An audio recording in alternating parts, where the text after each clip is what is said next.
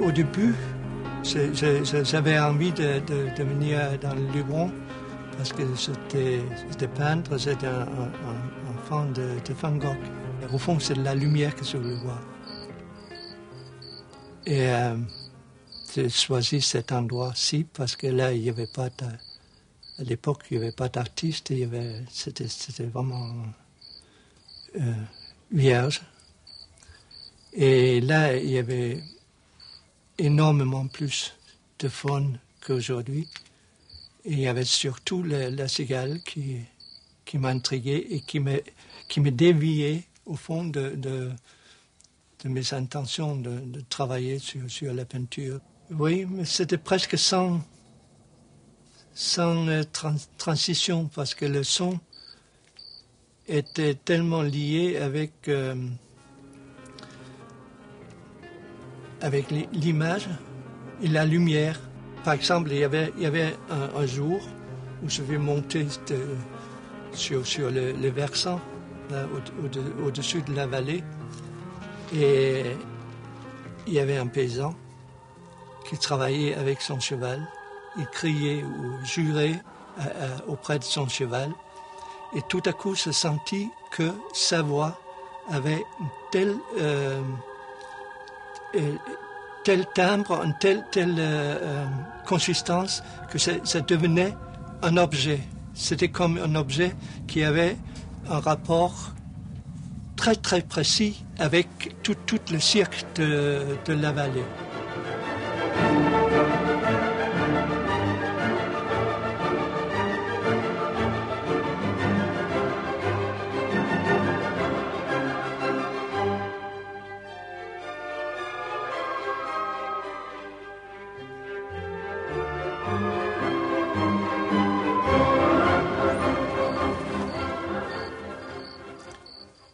Pour moi, c'est une découverte, cette passage de l'image visuelle à l'image imaginaire.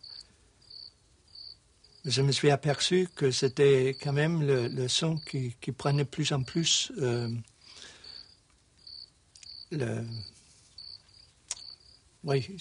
devenait de plus en plus important.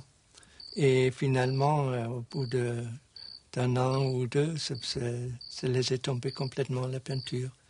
Et c'est vrai qu'il y avait un peu de nostalgie, mais le travail avec le son remplaçait complètement le travail avec les couleurs.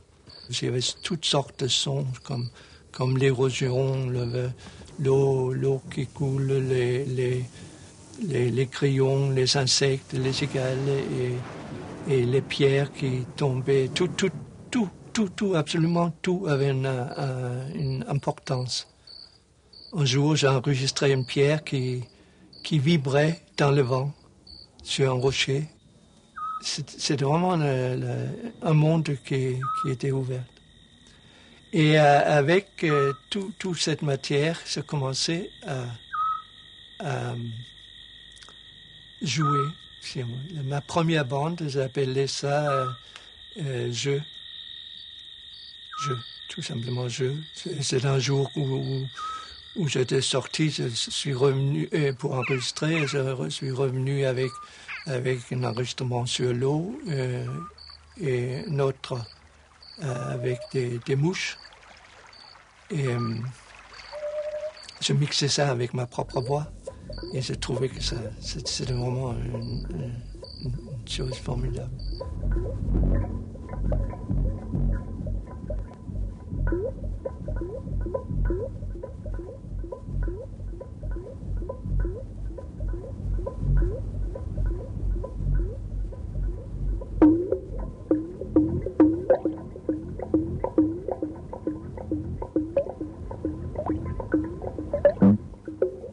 C'est évident que beaucoup d'espèces sont déjà parties.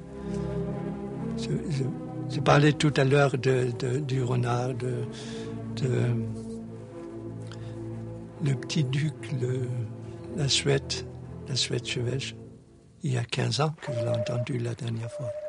Ça m'a fait un peu peur cette année parce que J'ai entendu le Petit Duc une seule fois, mais je ne l'ai plus vu. Et c'était un concurrent, moi. Quand je filmais les sorties de la cigale la nuit, le Petit Duc piquait mes cigales si je ne faisais pas attention. Il y avait tout un jeu là. C'était tellement dense. Le nombre d'espèces et le jeu entre les espèces. Et c'est comme ça devenu fade. Il se passe pas grande chose. Pour moi, par rapport à la Terre, c'est grave. Pour les générations à venir, c'est pas si c'est grave parce que c'est remarqué que les jeunes gens qui viennent ici, ils trouvent que c'est merveilleux ici. Et là, je me sens comme un vieux qui grogne un peu parce que je trouve que c'est plus pareil. Mais le fait est là que les choses disparaissent.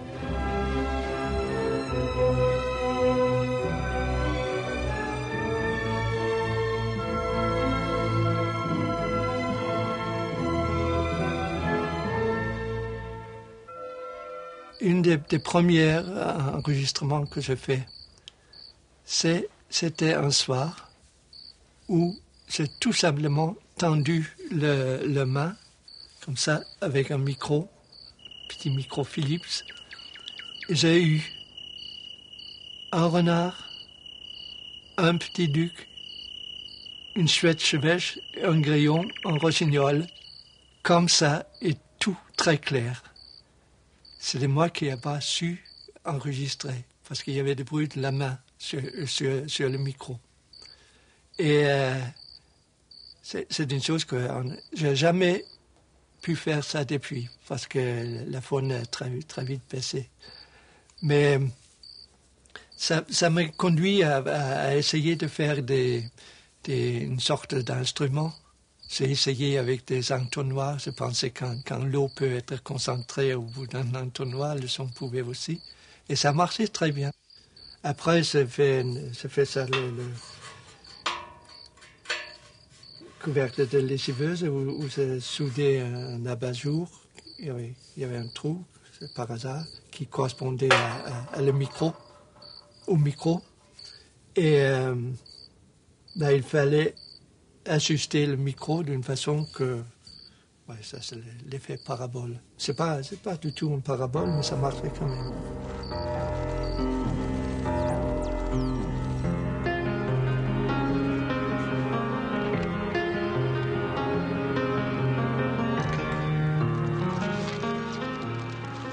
De toute façon, toutes les espèces que j'ai découvertes au début, ils ne sont plus là. C'est l'espèce qui a fait sonner mon parabole n'est plus là, depuis très longtemps.